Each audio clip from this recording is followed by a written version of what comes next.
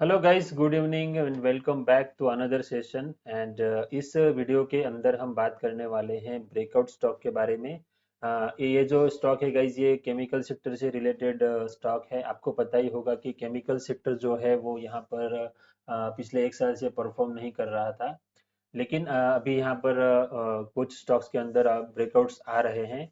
And guys, मैंने यहाँ पर 12 दिसंबर 2023 को इस वीडियो के अंदर चार केमिकल स्टॉक्स आपको रडार पर रखने के लिए कहा था।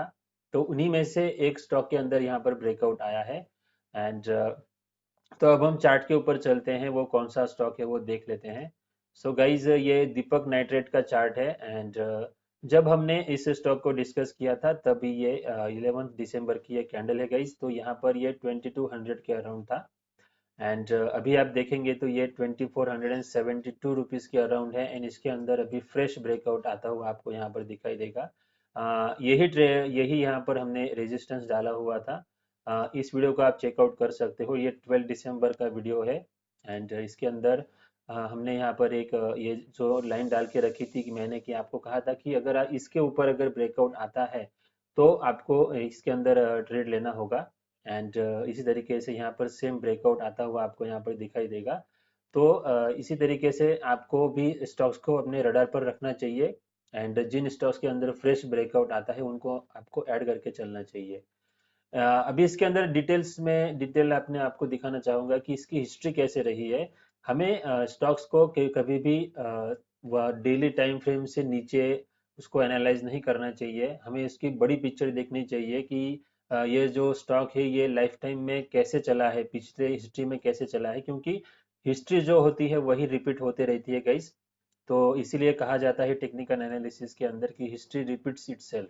सो if you are in market, तो आपको स्टॉक का पूरा लाइफ साइकिल देखना चाहिए कि ये स्टॉक कैसे हिस्ट्री में कैसा परफॉर्मेंस किया है। इसका चार्ट जो है वो अप ट्रेंड है या डाउन ट्रेंड है। इस स्टॉक का चार्ट, ये वीकली चार्ट है गाइस। इस स्टॉक का चार्ट अप ट्रेंड वाला चार्ट है गाइस, ये देखो। ये कंपनी जब से लिस्ट हुई है तब से ये कंपनी अप ट्रेंड में ही है। 16 रुपीज से लेकर के अभी ये स्टॉक आ चुका है 2400 रुपीज के अराउंड। ओके। तो इसका जो चार्ट है ये पूरा लाइफ साइकिल में ये स्टॉक अप ट्रेंड में ही रहा है। एंड यहाँ पर बीच बीच में करेक्शंस किए हैं स्टॉक ने। एंड उसके बाद फिर से ब्रेकआउट दिया है, फिर से करेक्शन, फिर से यहाँ पर एक कंसोलिडेशन जोन तैयार हुआ था। एंड देखो यहाँ पर एक इम्पोर्टेंट यहाँ पर कंसोलिडेशन जोन हुआ था गाइस। वो कितने साल का था? 2018 टू 2019 तक। ओके।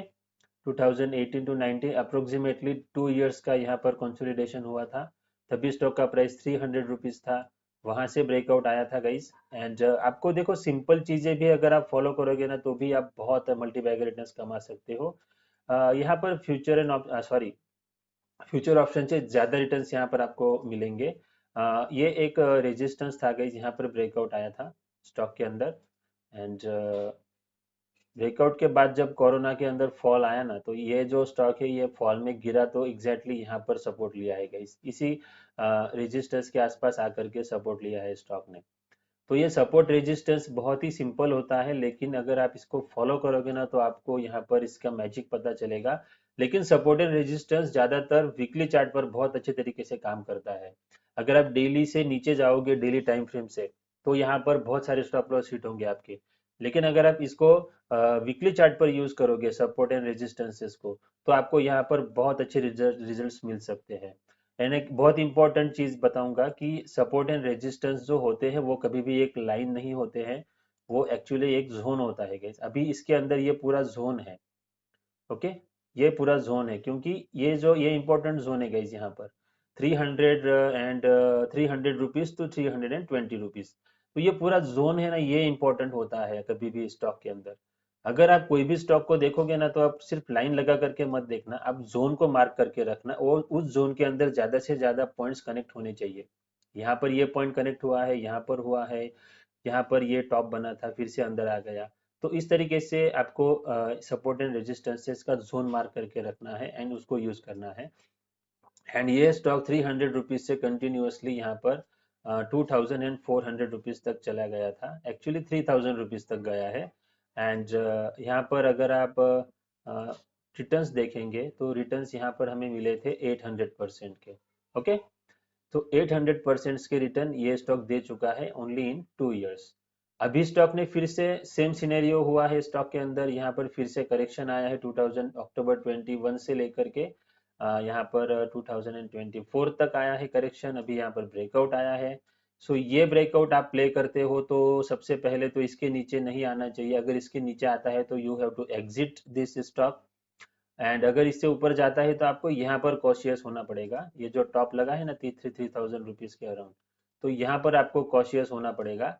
अगर इस लेवल से फिर से अंदर आता है तो आपको फिर से एग्जिट करना चाहिए।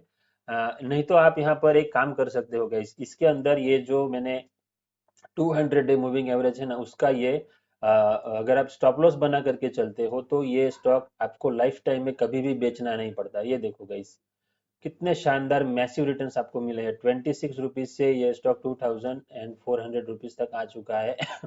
मल्टी बैगर रिटर्न्स दे चुका है एंड अभी भी आपका स्टॉप लॉस हिट नहीं हुआ है। अगर आप वीकली चार्ट के बेसिस पर 200 डे मूविंग एवरेज का स्टॉप लॉस रखते हो तो आपके लिए बहुत सारे स्टॉक्स बहुत मल्टी बैगर रिटर्न्स दे सकते हैं गाइस। ओके, सो इस ये जो मैंने आप बात बता रहा हूँ ये बहुत ही सीरियसली एंड अच्छे से फॉलो करना गाइस। जितना दूर ये स्टॉक यहाँ से जाएगा ना उतना आपको यहाँ पर बाय करने से बचना है। जैसे ही ये स्टॉक 200 डे मूविंग एवरेज के पास आता है वीकली के, हाँ गाइस, तो वीकली के 200 के पास आता है तो आपको स्टॉक को बाय करने के बारे में सोचना चाहिए।